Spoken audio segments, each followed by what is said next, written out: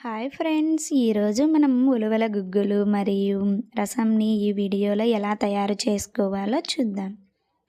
ముందుగా ఉలవలను నైట్ అంతా నానబెట్టుకొని మార్నింగ్ లేచేసరికి ఇవి బాగా నానుతాయి.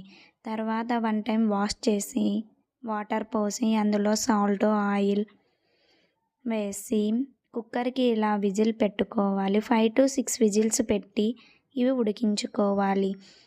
ఇవి రోజు 1 కప్పు తిన్నా చాలా మంచిది. వెయిట్ లాస్కి చాలా యూజ్ అవుతుంది.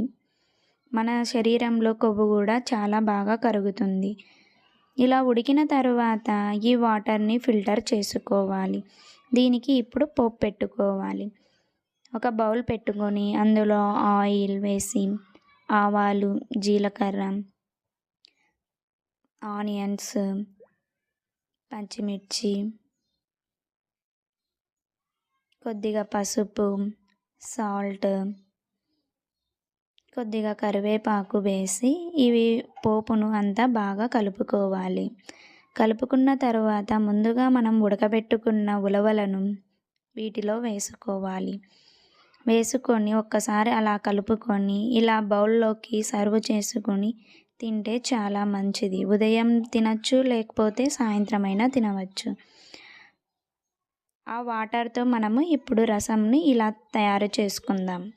ముందుగా ఒక బౌల్ పెట్టి అందులో కొద్దిగా ఆయిల్ వేసి ఈ ఆయిల్ హీట్ అయ్యాక అందులో ఆవాలు, జీలకర్ర వేసి కొద్దిగా కరివేపాకు వేసుకొని కలుపుకోవాలి. ఇలా కలుపుకున్న తర్వాత ఈ పోపు వేగే వరకు మనము ఒక టమాటా, కొద్దిగా చింతపండు వేసి మిక్సీకి పట్టుకోవాలి. ఇలా పేస్ట్ పట్టుకున్న దానిని ఇందులో వేసుకోవాలి.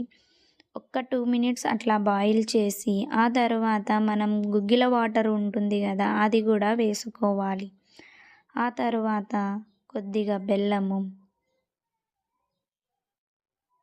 అలాగే కొద్దిగా సాల్ట్, ఆ తర్వాత కొద్దిగా పసుపు, రసం పౌడర్ కూడా వేసుకొని ఒక్కసారి కలుపుకొని ఒక 2 to 3 పొంగులు వచ్చేంత వరకు ఈ రసంని బాగా ఉడికించుకోవాలి. Okay, bye.